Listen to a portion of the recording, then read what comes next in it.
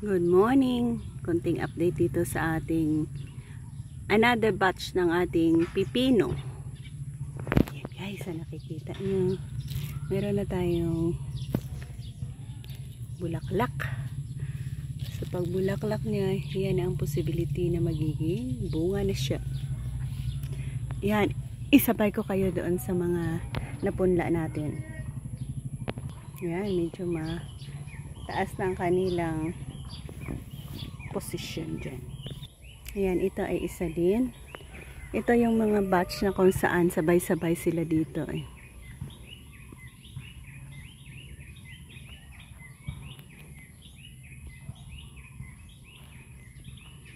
Ayan ang ating pipino. Ito ang mga next batch natin na ready na rin to replant.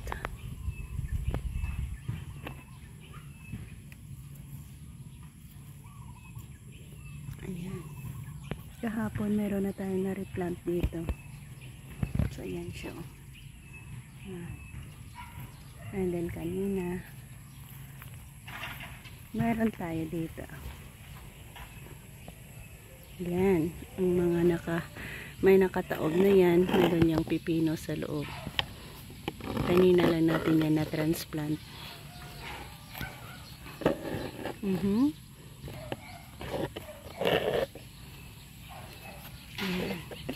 So aabang tayo dito sa ganap niya. I-update ko na rin kayo kung ano ang kinalalabasan ng kanilang growing process. Yan. Hanggang doon yan sa dulo.